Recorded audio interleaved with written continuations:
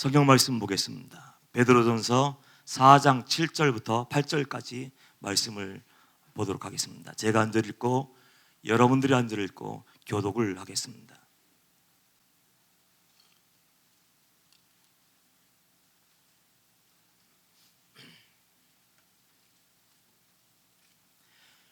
베드로전서 4장 7절에서 8절까지 말씀만 보겠습니다. 교독합니다.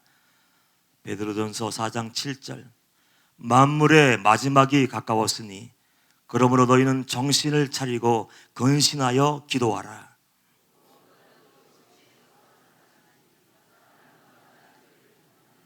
아멘.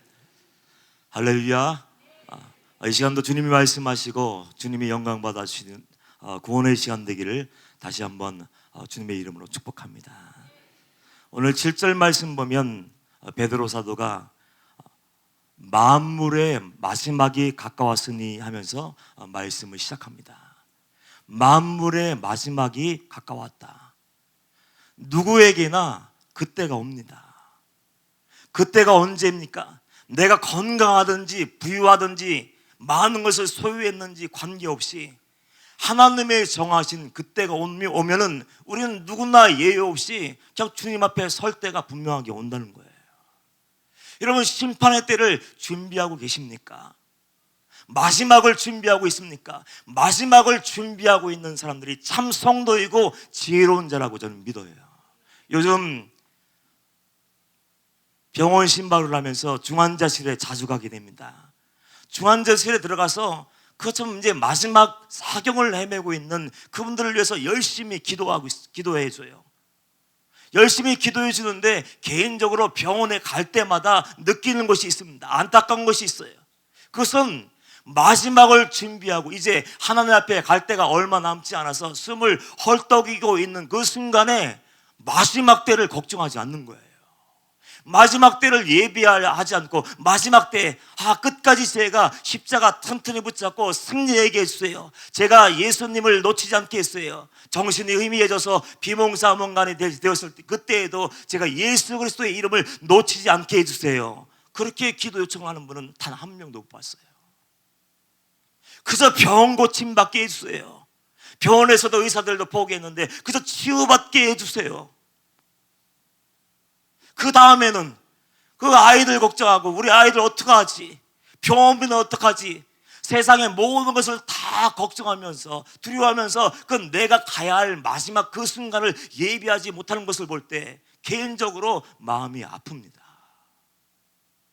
하나님 앞에 한 번 서면은 두 번째 기회가 주어지지 않아요.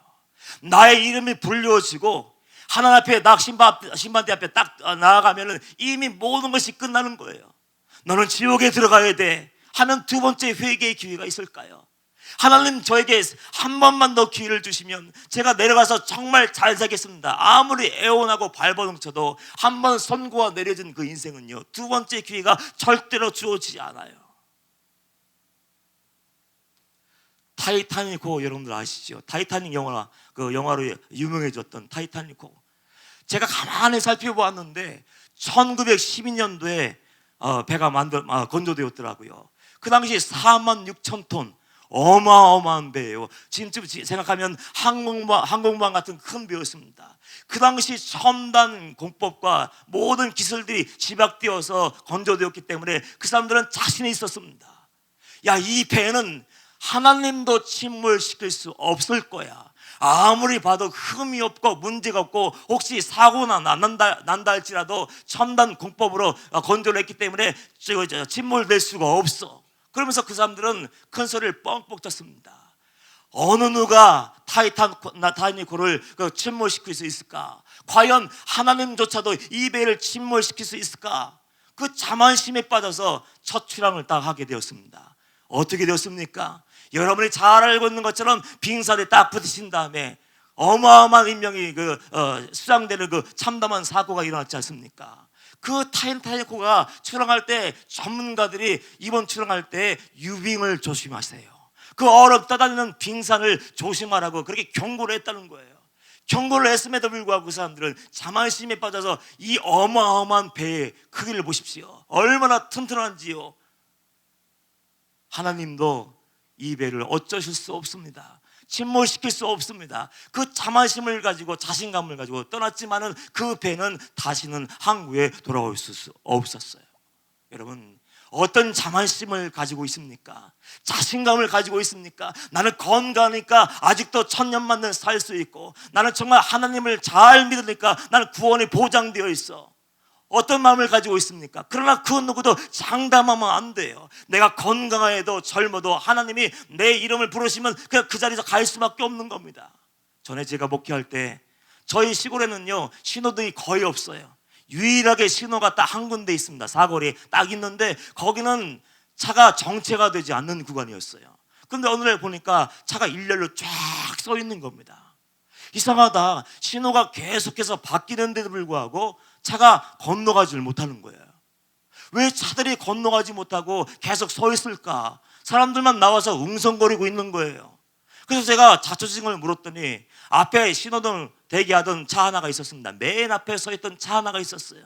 그 차는 에쿠스였습니다. 아주 좋은 차죠. 에쿠스 하나가 딱 서 있었는데 신호가 바뀌는 순간, 빨간불이 들어온 순간 정지를 했어요. 이제 다시 차가 지나갈 수 있는 파란불이 되면은 차가 가야 되는데 움직일 생각을 하지 않는 거예요. 뒤에서 아무리 경적을 울려도 사람들이 막 문을 두드려서 뭐라고 해도 사람은 반응을 보이지 않았어요. 나중에 경찰이 오고 119가 와서 문을 열고 살펴봤더니 신호 대기하기 전까지는 살아있던 그 사람이 신호 대기하는 그 순간 심장마비가 와서 그 자리에서 하나님의 부르심을 받았어요. 이것이 인생이에요. 언제가 우리 저희들 교육자들과 함께 시내에 나간 적이 있었습니다. 똑같이 그 신호 대기를 하고 있었는데 차들이 안 가는 거예요. 가만히 보고 있었는데 어떤 상황이냐면요, 그 창밖으로 이렇게 내다보고 있었는데 갑자기 하늘을 날던 비둘기가 앞에 있는 차 앞으로 본넷 위에 떨어졌어요.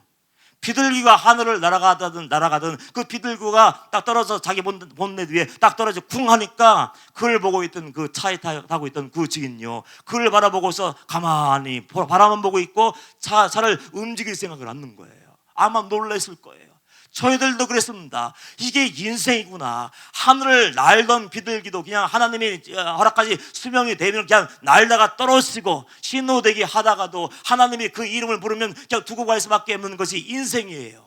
그래서 우리는 어떻게 살아야 됩니까? 항상 주님 앞에서 두렵고 떨림으로 나의 구원을 이루어갈 수 있어야 돼요. 우리가 그 영혼의 때를 위해서 살기 위해서, 살아남기 위해서 어떻게 해야 됩니까? 베드로 사도가 안타까운 마음으로 편지하면서 만물의 마지막에 가까웠다고 얘기하는 거예요. 이 시대가 어떤 시대입니까? 죄악이 관영한 세대예요. 하나님을 알면서도 하나님을 영원하게 하지 않냐고, 하나님께 감사하지도 않냐고, 오히려 마음이 어두워지고 밀어내게 되어서 썩어질 것을 하나님과 바꿔먹은 세대 아닙니까? 초대교회에 순수했던 그 신앙은 다 어디로 갔는지. 초대교회 그 성도들은요, 목숨을 걸었어요. 하나님을 위해서, 예수 그리스도를 위해서, 나의 죄를 건져내기 위해서, 나를 죄를 씻어주기 위해서 십자가에 달려 돌아가시고 마지막 물 한 방울, 피 한 방울 다 흘려준 그 예수님 때문에 그 구원의 기쁨과 감격을 이기지 못해서 모든 것을 빼앗기고 모든 것을 잃어버린다 할지라도 생명을 바쳐서 하나님을 사랑하고 주님을 사랑하며 그날을 꿈꾸며 살았습니다. 그런데 시간이 흐르면 흐를수록 그 사람들의 신앙이 희미해지기 시작했어요. 구원의 감격이 온데간데 없어졌고, 처음 사랑이라고 얘기하는 첫사랑의 감격도 빼앗겨버리고, 예배가 무덤덤해지고, 말씀 들어도 그냥 그런 거지 뭐 하고 은혜의 말씀을 구하지만 은혜의 말씀 가지고 그렇게 삶으로 살아내는 사람이 없었습니다. 점점점 변질되어 가고 세상에 한 발 한 발씩 다가가는 그 성도들에게 편지하면서 베드로 사도가 눈물로 호소하는 거예요.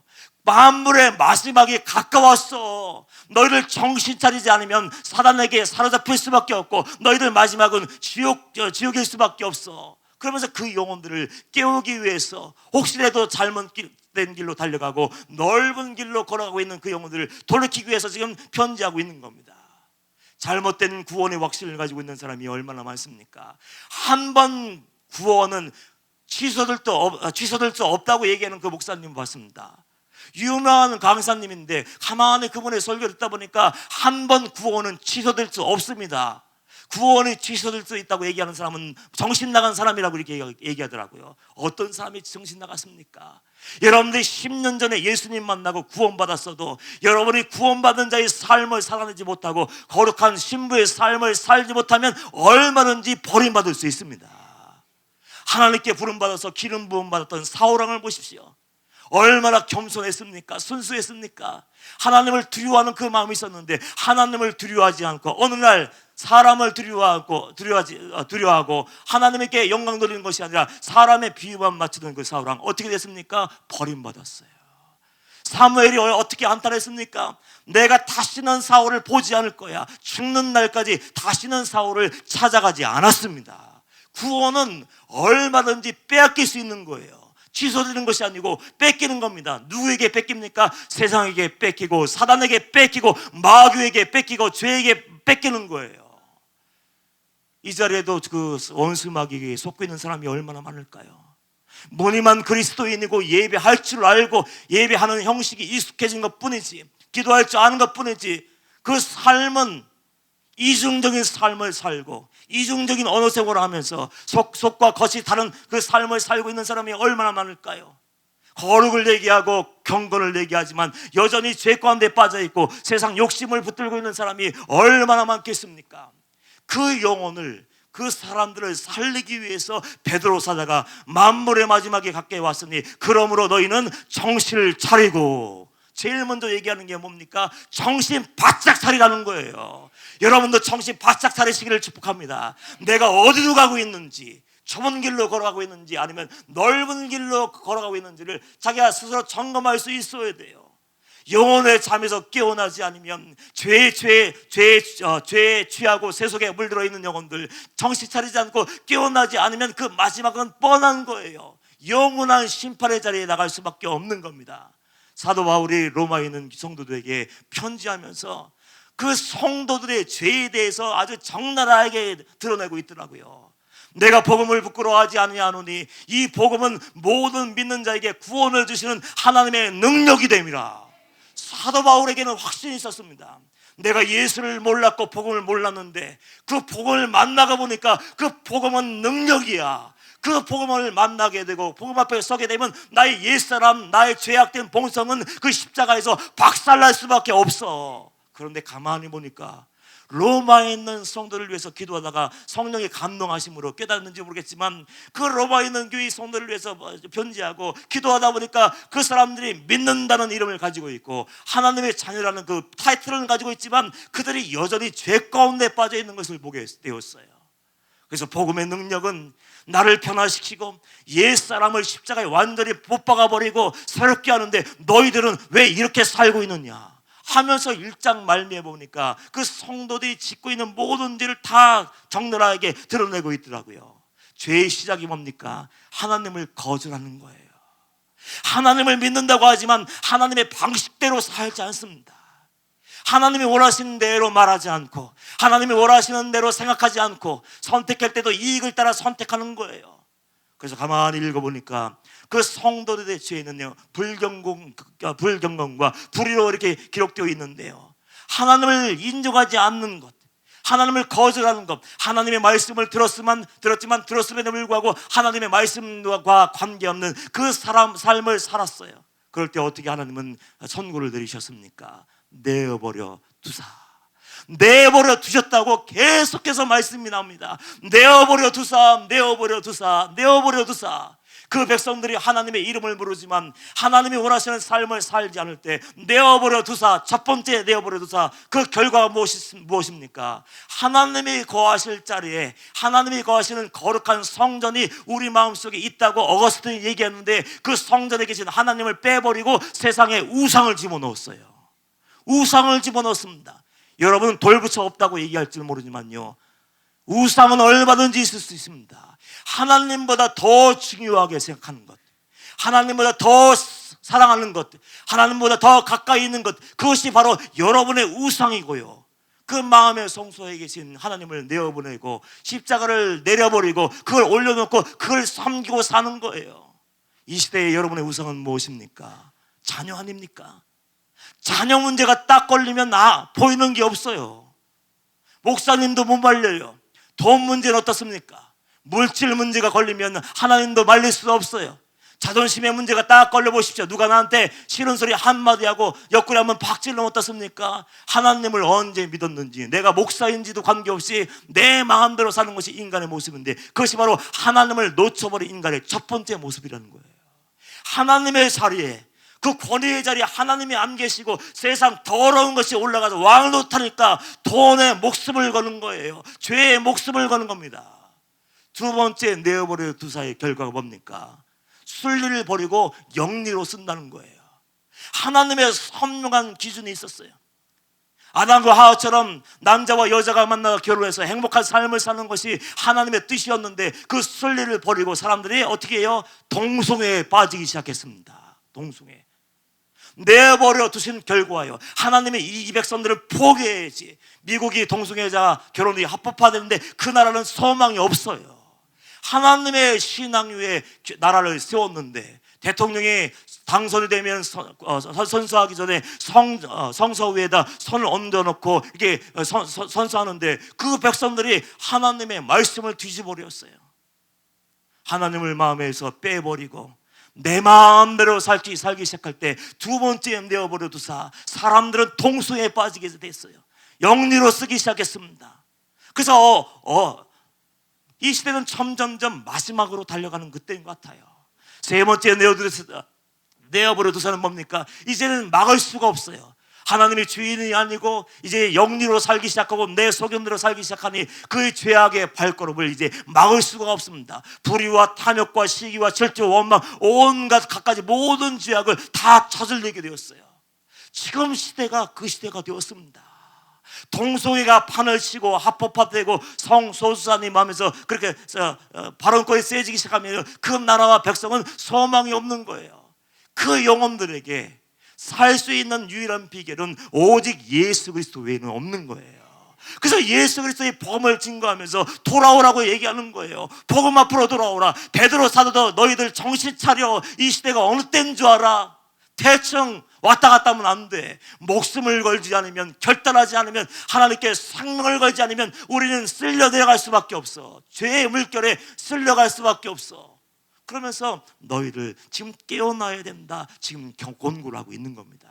성경에 보면 안타까운 믿음의 사람들이 기록되어 있지 않습니까? 사울도 그랬고, 두 번째 삼손 한번 생각해 보십시오. 삼손은 나시린이었습니다. 자기의 능력과 자기 힘으로는 아무것도 할 수 없는 사람이었어요. 사람들은 삼손이 헤라클레스 정도 되는 줄 아는데 그렇지 않습니다. 평범한 사람이었어요. 평범한 너무나도 지극히 인간적인 사람이었는데, 그 삼손이 나라와 민족을 구할 수 있었던 유일한 비결은 뭡니까? 하나님이 그와 함께 하실 때였어요. 여호와의 신이 그에게 강하게 임할 때 나귀의 턱뼈로 막 쳐 죽이는 거예요. 그 능력을 발휘했던 하나님의 사람, 그 사람이 서서히 무너지기 시작합니다. 한 번에 무너지는 것이 아니에요. 죄가 죄인 줄 알면 얼마나 좋겠습니까? 죄인 줄 모르고 한 번 만났다가, 두 번 만났다가, 한 번 마셨다가, 두 번 마셨다가 사람들이 다 넘어지고 무너지는 거 아닙니까? 삼손도 서서히 무너지기 시작했어요. 하나님과의 계약을 하나씩 깨기 시작했습니다. 하나씩 깨기 시작했어요. 마지막 남아있는 그 머리카락 하나 남았는데, 그 들릴라라는 그 여인이 그 와서 그 유혹하는 그것도 알아볼 수 없을 정도로 되어버리고 말았습니다. 삼손의 힘의 근원이 뭐야? 제가 흉내를 못 내겠어요. 더 아주 유효매가 있을 때, 아이 삼손 하면서 죄송해요. 유혹하면서 그 힘의 근원이 뭐냐 물어보고 얘기해 줬을 때 블레셋의 군대가 딱 쳐들어왔습니다. 그러면은 정신 차리고 이거 하나님의 경고구나. 이 여인의 무릎을 베고 누워서 희희낙낙하다가 내가 목숨을 빼앗길 수 있겠구나. 정신 바싹 차리고 일어났으면 삼손은 멋지게 끝까지 쓰임받았을 거예요.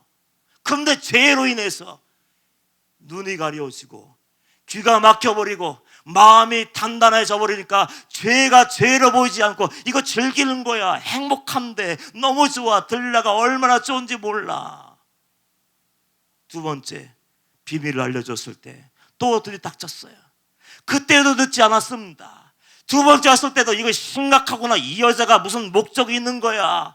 내 목숨을 담보로 지금 뭐 하고 있는 거야. 그렇게 깨달았으면 그 영혼은 얼마나 좋았을까요?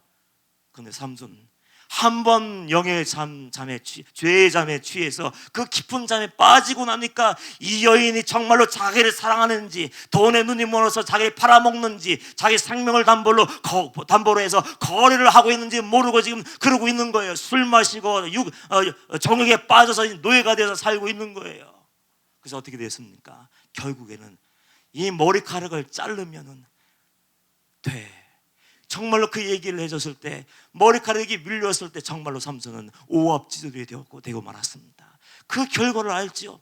얼마나 많은 세월 동안 그 짐승과 같은 생활을 하게 되었습니까? 머리카락이 다 자라는 그 기간 동안 얼마나 많은 시간을 눈물로 지새우며 회개의 기도를 느꼈습니까? 여러분, 하나님이 처음 말씀하셔서 여러분 영혼 속에 하나님 말씀이 떨림이 되고, 그 말씀 때문에 내가 부끄러워서 얼굴이 화끈화끈해진다면 그때 정신 바짝 차리고 그 제약의 자리에서 일어서길 바랍니다. 그 일어나지 못하면 다 죽는 거예요. 어떤 사람은 음란에 약한 사람들, 어떤 사람들은 물질에 약한 사람들, 종류는 다르지만 다 약한 부분이 있는데 그 약한 부분을 사단이 어떻게 합니까? 기가 막히게 알아요. 정말로 귀신같이 알아서 그 약한 부분을 계속해서 찔르고 있는 거예요. 맞서 싸우지 않으면 이겨낼 수 없고, 깨어지 않으면 이길 수 없는 전쟁인데 사람들은 그 길로 다 달려가는 거예요. 언젠가 목사님이 못 잊을 사람들이라는 제목의 책을 저에게 주신 적이 있습니다. 오기순 신부님이라는 그 분의 그 자서전이었는데 얼마나 재밌게 읽었는지 몰라요. 신부님이지만 정말 신부님답게 존경할 수밖에 없는 그 삶을 사셨어요. 그분이 언젠가 관사에서 일을 보고 있었는데 한 아이가 들어왔어요. 그 한 소년이 들어왔어요. 그 소년을 자세히 보니까 얼굴이 옛날에는 빡빡머리 깎았지 않습니까? 시골에 있는 사람들 보면, 어린아이들, 저도 그랬는데 그 빡빡머리를 깎는데 그냥 밀다 보면 기계충이라는 게 걸려요. 듬성듬성 빠지고 막 고름이 생기고 그런 것이 있었습니다. 그래서 그 아이를 가만히 보니까 머리털이 빠져버리고 고름이 생기고 물집이 생기고 뭐 난장판이 되었어요. 그래서 야, 너는 왜 머리가 이렇게 되었는데 치료를 하지 않니? 너 아버지에게 얘기해서, 어머니에게 얘기해서 치료를 받아라, 이렇게 얘기를 했어요. 얘기를 했더니 그 아이가 이렇게 얘기했습니다. 우리 아버지는 돈 아까워서 치료비도 내주지 않고 저를 병원에 데려갈 생각도 하지 않습니다. 그래서 너무 불쌍해서 그 신부님이 그 아이를 병원에 데리고 가서 그 나을 때까지 치료를 다 해줬어요. 치료가 끝난 다음에 그 아버지가 성당에 찾아왔습니다. 신부님을 찾아왔습니다. 신부님을 찾아왔길래 신부님 마음속에는 내심 기대가 있었어요. 아, 고맙다고 감사하다고 얘기하러 왔구나. 그리고 기다리고 있었는데 문을 열고 들어오자마자 손가락을 딱 내밀며 삿대질하며 당신이 뭔데 우리 애들 병원 데려가서 치료해줬어. 그러면서 그 뒤가 가관이었어요. 그 돈 있으면 나를 줘. 돈 아까워. 자기 아들을 다른 사람이 치유해 줬는데도 불구하고 감사를 모르고 오직 그 돈 있으면 나도 달라는 거예요. 세월이 많이 지난 다음에 그 아이가 다시 신부님을 찾아왔습니다. 헐레벌떡 뛰어왔어요. 헐레벌떡 뛰어와서 신부님 큰일 났습니다. 뭐가 큰일 났냐? 우리 엄마가 몸이 아파서 지금 죽어가고 있습니다. 몸이 아파서 괴로워하고 있습니다. 어떻게 좀 해주세요. 너희 아버지가 있잖아. 아버지는 우리 엄마를 위해서 병원에 갈 생각도 하지 않고 돈을 쓰지도 않습니다. 신부님 제발 부탁하니까 우리 어머니 좀 고쳐주세요. 그래서 너무나도 불쌍해서 어이가 없지만요, 그 어머니를 또 모셔다가 병원에서 다 치유될 때까지 다 치유해줬어요. 두 번째 치유가 끝난 다음에 그 아버지가 또 왔어요. 기대되시죠? 똑같은 말을 하더라고요. 당신이 뭔데 남의 마누라 죽어가는 거 살려내. 그 돈 있으면 나를 주지 돈 아까워. 화내고 욕하고 가는 거예요. 세월이 또 많이 흘러서 이제는 아버지가 이제 병이 들어서 몸도 눕게 되었습니다. 올 곳이 온 거예요. 이제 끙끙거리면서 그냥 괴로워서 신음하고 있으니까 그 아들이 또 찾아와서 신부님 죄송하지만 면목이 없지만 저도 고쳐주시고 저희 어머니도 치료해 주시고 욕만 먹으셨는데 우리 아버지가 누워 계시고 사경을 해먹고 있으니까 제발 좀 와서 어떻게 좀 해달래. 그 아이가 불쌍해서 신부님이 그 가정에 갔더니 정말 죽어가는 거예요. 그래서 그 아버지를 병원에 데려가기 위해서 아버님 병원비는 제가 다 댈 테니까 빨리 병원으로 같이 갑시다. 병원을 가서 치료받으면 나을 수 있습니다. 고침받을 수 있습니다. 그렇게 얘기했는데도 불구하고 막무가내 안 가는 거예요. 정말 안 가겠다고 버티고 버텨서 도저히 병원으로 데려갈 수 없는데 얼마 지나지 않아서 또 아이가 찾아왔어요. 우리 아버지 지금 다 죽어간다고, 마지막이 온 것 같다고. 선배는 어떻게 하냐고 또 와서 그 마지막으로 또 죽어가는 그 아버님을 보기 위해서 갔는데 이미 그 아버지는 죽어 있었어요. 어떻게 죽어 있는지 아십니까? 그 집 뒤에 감나무가 있었는데 그 감나무 밑을 삽으로 마지막 있는 힘을 다해서 다 파헤쳤어요. 다 파헤치고 그 속에 들어있는 항아리 하나를 끄집어냈습니다.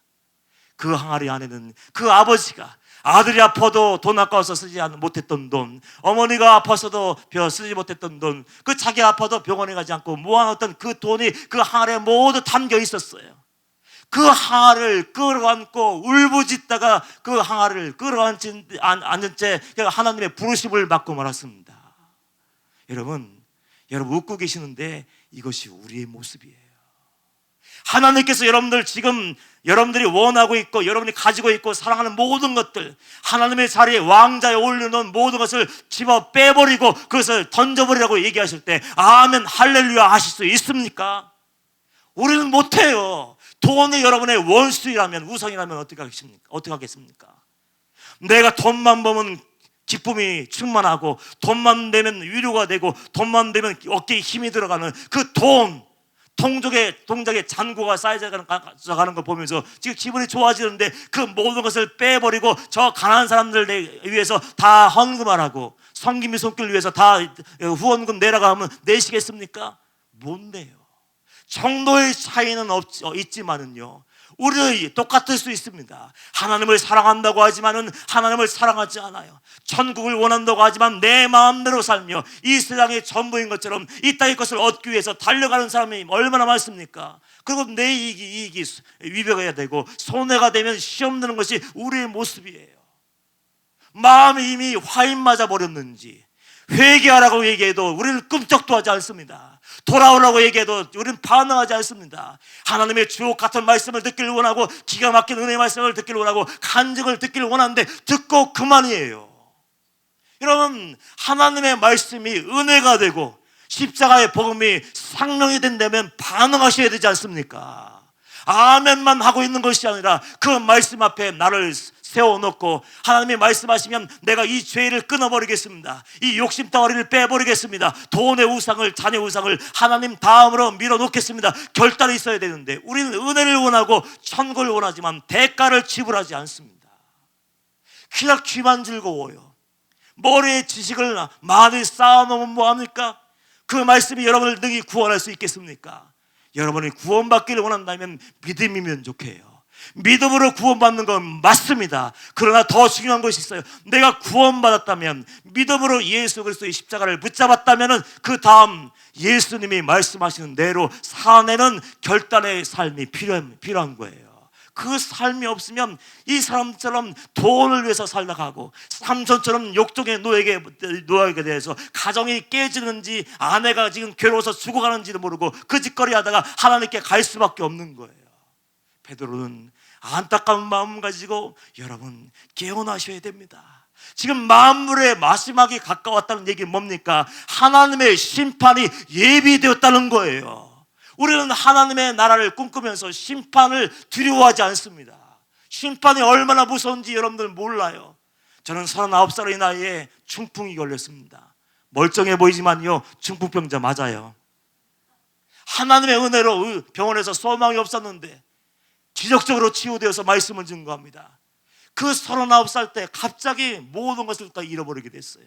힘이 빠져버리고 감각이 없어져 버리고 말할 수 없고 손가락 하나 까딱할 수 없는 그 순간이 왔습니다. 쓰러지는 그 순간을 저는 지금도 잊지 못해요. 그 쓰러지는 순간 다리에 힘이 풀리니까 점점 기울어지는 거 아닙니까? 쓰러질 그 순간 제 마음속에서 하나님의 음성이 들려왔어요. 마음속에서 음성이 들려왔습니다. 너는 지금 하나님 앞에 서게 될 것이다. 제가 저에게 너는 지금 하나님 앞에 간다, 너 죽어, 그렇게 얘기하겠습니까? 틀림없는 그 하나님의 음성, 성령님의 음성이 들려왔어요. 너는 지금 하나님 앞에 서게 될 것이야. 그 이야기를 듣는 순간 제 마음속에 왜 이렇게 그렇게 두려운 마음이 드는지요. 저는 쓰러지기 전에 3년 동안요, 주님 만나고 3년 동안 목숨을 걸고 충성했습니다. 주님 만나고 나서 나 같은 죄인 살려주신 그 주님의 은혜가 너무 고맙고 놀라워서 산으로 뛰어 올라가서 소리 지르면서 기도했어요. 비가 오나 눈이 오나 태풍이 불어도 그 눈이 와서 차가 움직이지 못해도 늘 그 자리에 올라가서 기도했습니다.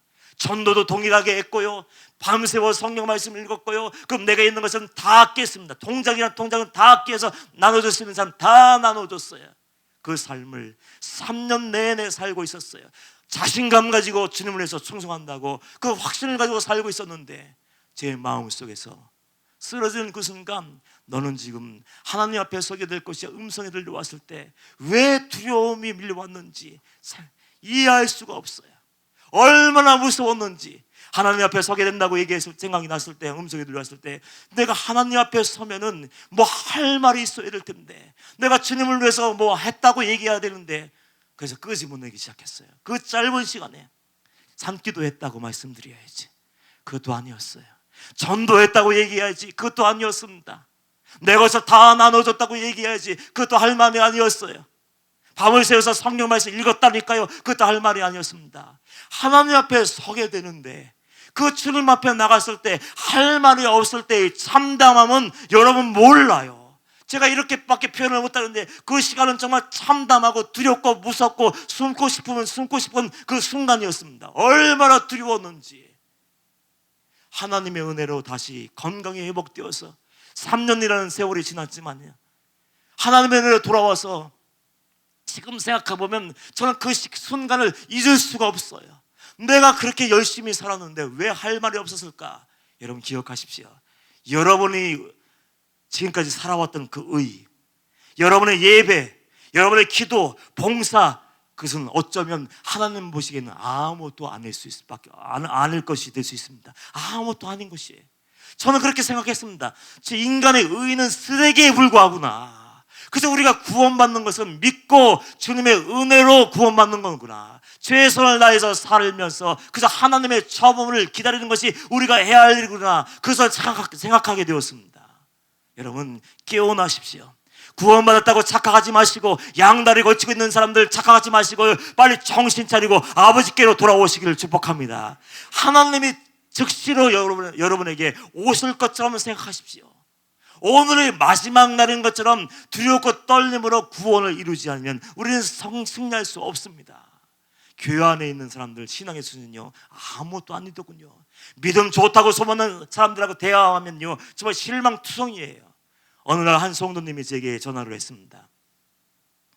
전화를 해서 저에게 어떤 사업에 대해서 얘기하는데 제가 그 얘기를 듣자마자 기가 막혔어요.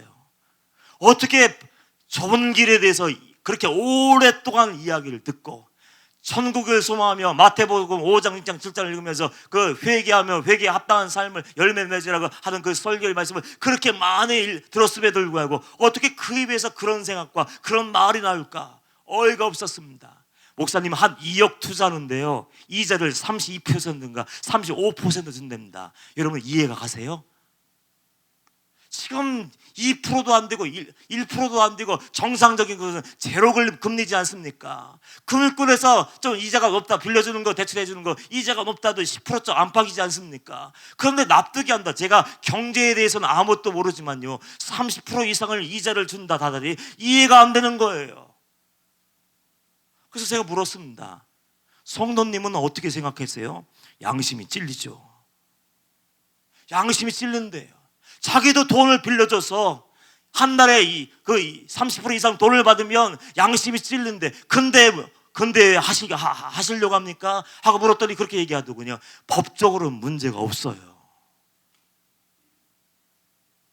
여러분 하나님의 사람은 법망을 교묘하게 피하고 이중장부 써서 들키지 않고 죄를 지었는데 발각이 되지 않았다고 안심하면 안 돼요. 하나님의 백성들은 하나님의 법대로 살 수 있어야 되지 않습니까?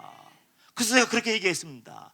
돈 버는 법은 저는 모르니까 물어보지 마시고요, 양심이 이미 찔린다고 얘기하니까 하지 마십시오. 그 다음부터 전화하지 않더라고요. 하나님의 사람이라면 하나님의 사람답게 살아야 되고, 천국 백성이라면 천국 시민의 합당한 삶을 살아야 되고, 천국의 법을 따라야 되는 거 아닙니까? 하나님을 두려워하지 않고 사는 그 사람들은요, 지금 구원받은 자라고 이야기할 수 없어요. 타협하면서 법망만 교묘하게 빠져나가면서 돈을 벌리고 있는 사람이 있다면요, 정신 차려야 됩니다. 하나님의 진노의 잔이 부어지기 일보 직전일 수 있어요. 그래서 베드로는 정신 차리십시오. 하나님 나라가 가까이 왔습니다. 심판대가 예비되어 있습니다. 우리는 하나님께로 돌아와야 됩니다 하면서 깨어나라고 이야기하고, 그 다음에 어떤 얘기를 합니까? 만물의 마지막이 가까웠으니 그러므로 너희는 정신을 차리고 근신하여 어떻게 하라고요? 기도하라.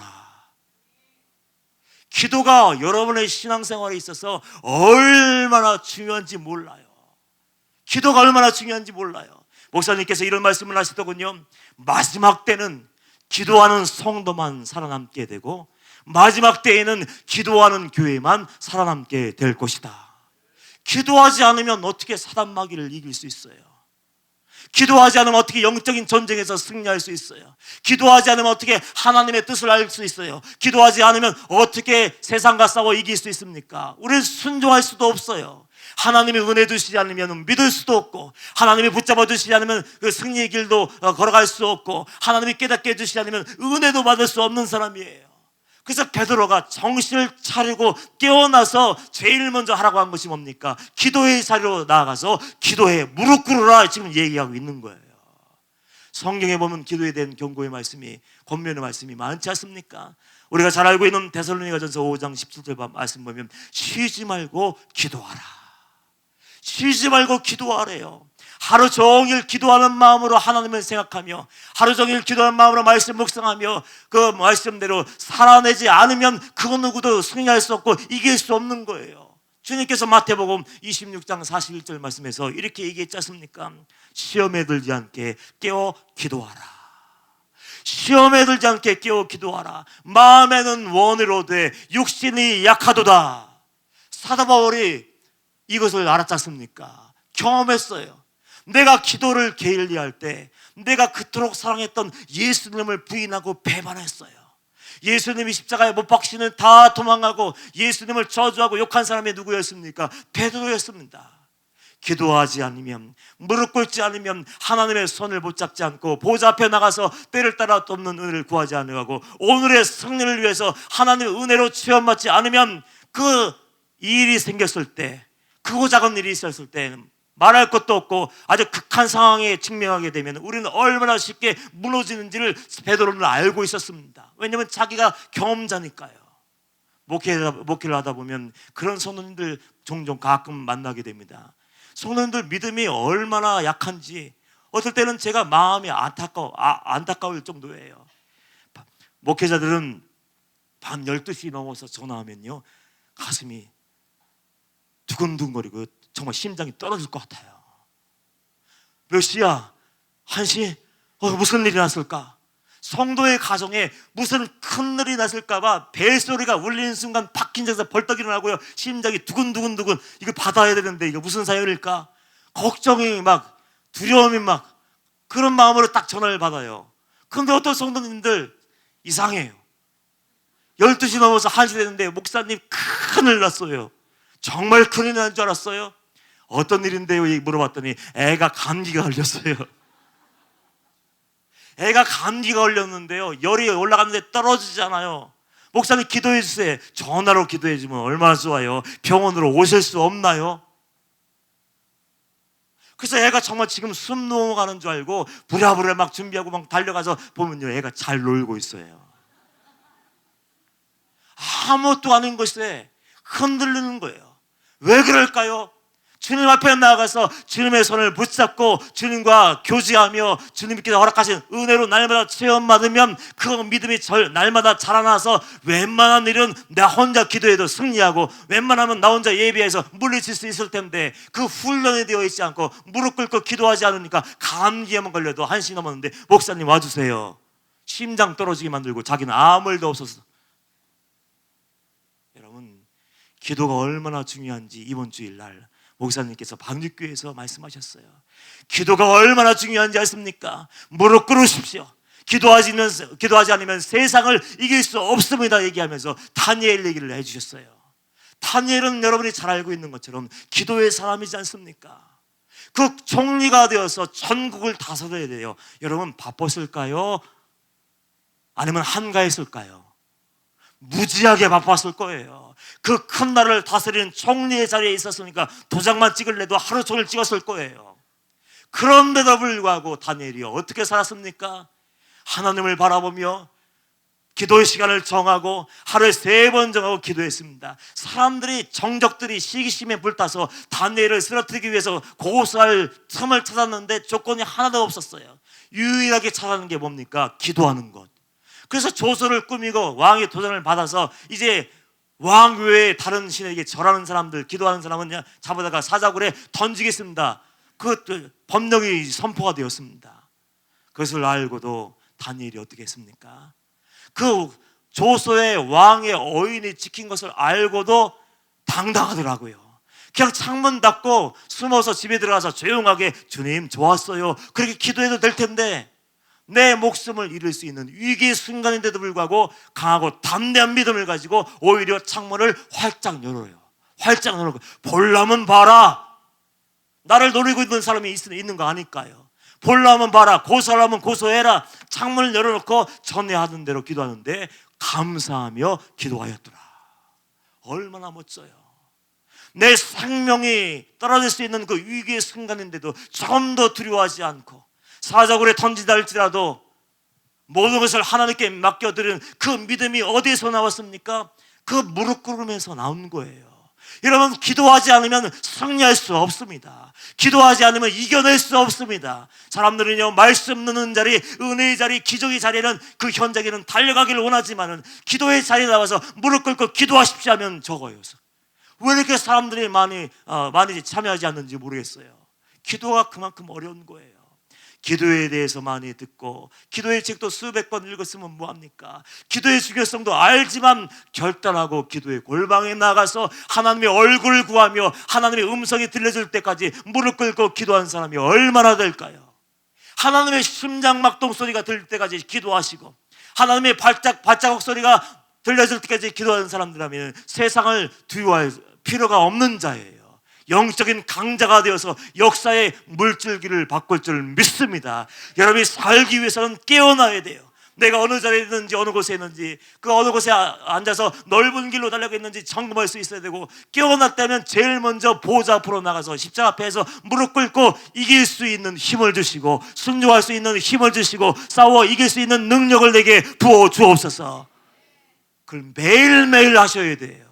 쉬지 말고 기도하라고 하셨는데 매일매일 하나님의 손을 붙잡고 있지 않으면 우리는 넘어질 수밖에 없습니다.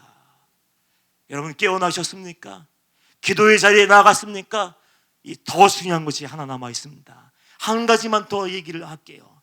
정신 차려. 마지막이 가까웠어. 너희들 지금 어느 자리에 있는지 살펴볼 수 있어야 되고 깨어나서 하나님 앞에 나와서 무릎 꿇고 기도해야 되고 그리고 말씀과 기도로 무장했으면 마지막 관문을 통과해야 됩니다. 왜냐하면 말씀 읽을 수 있어요. 누구나 읽을 수 있습니다. 기도 누구나 하는 척 할 수 있습니다. 그러나 기도의 형식만 가지고 있고 그 목소리만 내고 있지만 그 말씀대로 살아내지 않으면 그건 아무것도 아닌 것이 되는 거예요. 베드로 사도의 마지막 본문을 보십시오. 8절 말씀 보면 무엇보다도 뜨겁게 서로 사랑할지니 사랑은 허다한 죄를 덮느니라. 정말로 제대로 기도한 사람들, 깨어나서 하나님의 말씀 붙들고 그렇게 사는 사람들이 맺는 열매는 결국에는 사랑의 열매예요. 성령의 열매 9가지 열매가 있다고 자꾸 얘기하는데 그 9가지 열매는 사랑의 9가지 속성일 뿐이에요. 속성.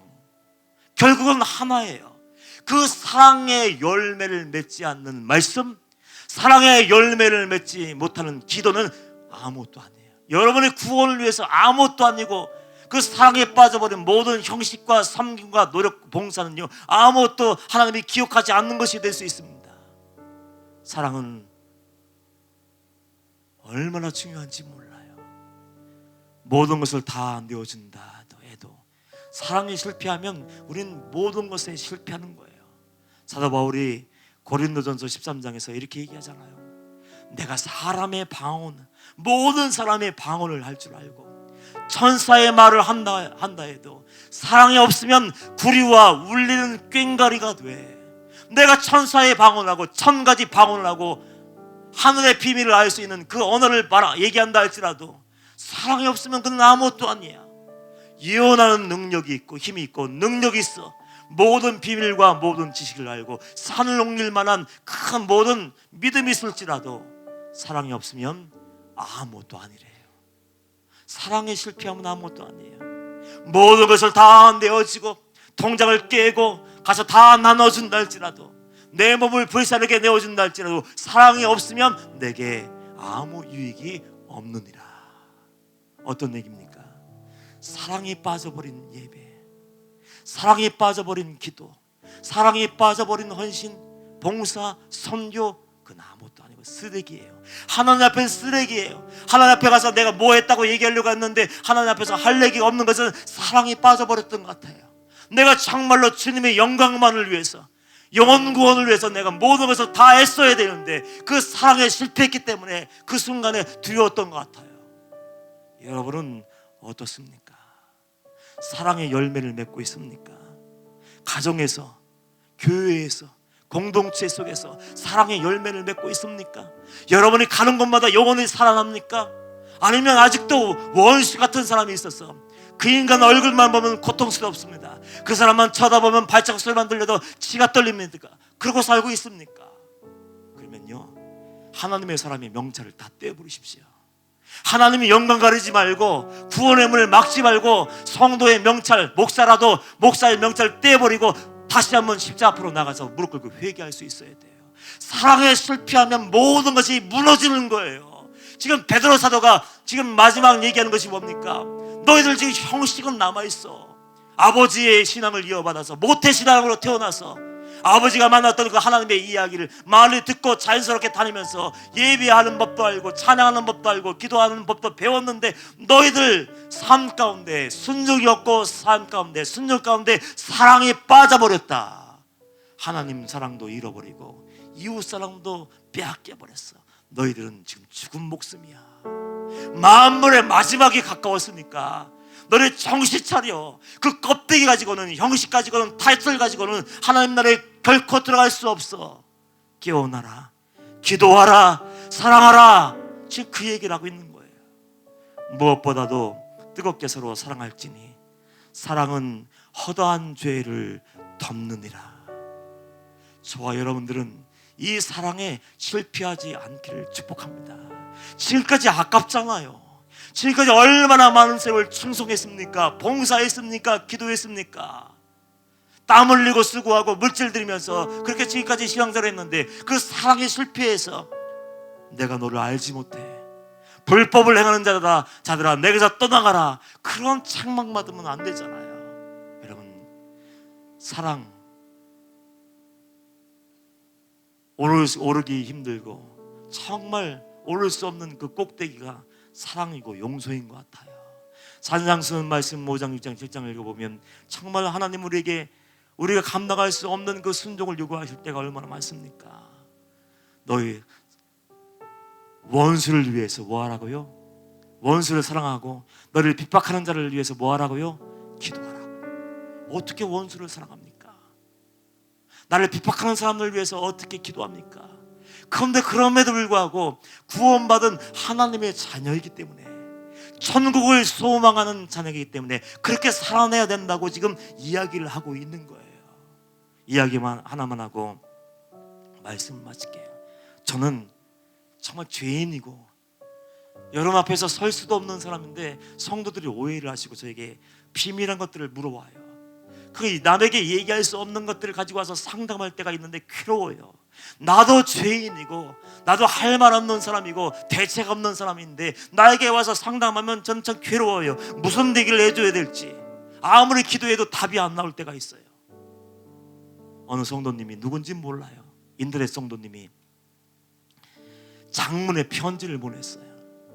장문의 편지를 보냈는데 그 가정의 가정 안에서 일어나는 그 비밀스러운 얘기를 다 적었어요. 그 남편이 있는데 남편이 다른 여인을 품고 다닌대. 그냥 추측만 하는 것이 아니고 분명한 증거가 있고 현장이 있어. 모든 것을 다 알고 있는데 그 남편은 아무렇지도 않게 들어와서 생활하고 밥 달라고 요구하고 옷 달라고 요구하고 그리고 아무렇지도 않게 왔다 갔다 한대. 근데 그 아내는 어떻게 되겠습니까? 아내는 점점 죽어가는 거예요. 영혼이 죽어가고 그 인간 발자국 소리만 들어도 정말 미칠 것 같고 기도하라고 얘기하는데 기도할 수 없고 내가 어떻게 해야 됩니까 목사님? 어떻게 됩니까? 저에게 물어올 때 정말 할 말이 없더라고요. 마음 같아서는 남편 갖다 버리십시오. 남편 쓰레기통에 던져버리고 그거 다 갖다 버리십시오. 그렇게 얘기하고 싶은데 미안하지만 저는 이렇게 얘기할 수밖에 없어요. 성도님은 구원받은 하나님의 자녀잖아요. 좁은 길 가겠다고 결단하시고 산상수훈 매일매일 5장 6장 7장 읽으시고 지금 그 길 걸어가고 있잖아요. 참된 믿음을 가지고 있고 구원을 원하신다면 하나님의 미랄 되신 예수 그리스도를 생각하십시오. 예수님이 하나님의 미라디에서 죽으셨기 때문에 우리가 나음을 입고 구원받을 수 있게 되었습니다. 그 예수님이 당하신 고통을 생각해봐요. 그 예수님 죄는 내가 지었는데 예수님이 멸시천대를 다 당하셨어요. 세상의 모든 죄악의 짐을 한 몸에 담당하셨습니다. 십자가에 달리셨어요. 못 박힐 때의 그 고통은 얼마나 컸을까요? 옆구리에 창이 찔러 들어올 때 얼마나 고통스러웠을까요? 사람들이 뺨을 때리고 하나님이신 그분의 얼굴에 침을 뱉고 십자가에 못 박기 위해서 달고 그 예수님이 입으셨던 모든 옷들을 다 벗기셨을 텐데 하나도 남기지 않았을 텐데 주님은 그 모든 것을 나를 구원하기 위해서 감당하셨어요. 우리가 고통스럽고 어려운 일이 많이 있다고 해야 하지만 예수님과 비교하면 아무것도 아니에요. 그 주님의 은혜를 입었다면 그 은혜와 사랑을 가지고 그 영혼을 사랑하십시오. 미라이 되어서 내가 죽지 않으면 그 영혼은 구원할 수 없습니다. 남편이 이게 마지막 기회인지 어떻게 알아요? 주님께서 그 영혼을 구원하기 위해서 주님께서 죽으셨을 텐데 내가 포기하면 그 남편은 어쩌면 영원한 기회를 얻지 못할 수도 있어요. 그래서 마음 아프고 그 성도님이 마음이 종이자처럼 갈래갈래 찢어진 걸 알지만은 성도님 기도하십시오. 기도 외에는 방법이 없습니다. 주님이 그 마음을 치유해 주시지 않으면 주님께서 성도님의 마음을 치유하지 않으면 치유도 일어나지 않습니다. 영혼의 의사이신 그 주님만이 우리의 영혼과 혼과 가정과 모든 삶을 치유할 수 있습니다. 그러면서 힘들지만 기도하면서 무릎 꿇고 견뎌내십시오. 그렇게 얘기합니다. 그럴 때 우리에게 승리의 문이 활짝 열리고 지옥의 문은 닫힐 줄 믿습니다.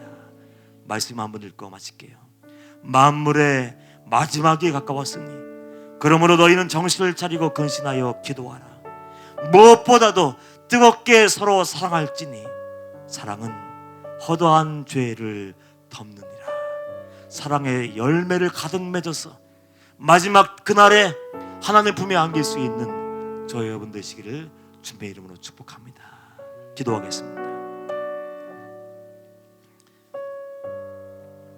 주님이 우리를 사랑하셨던 것처럼 주님 우리를 용서하셨던 것처럼 사랑할 수 없는 사람 사랑하며 용서할 수 없는 사람 용서하며 어떤 억울한 일을 당해도 변명하지 않고 낮은 곳으로 내려가서 미랄되어서 섬길 수 있는 우리 모두가 되게 하여 주시옵소서. 하나님, 깨어나게 하시고 기도하게 하셔서 사랑의 역사를 이루게 하여 주시옵시고 하나님의 기쁨이 되게 하여 주시옵소서. 사단의 괴계를 깨뜨릴 수 있는 거룩한 사랑의 용사들 되게 하시기를 원하며 예수님의 이름으로 기도하옵나이다.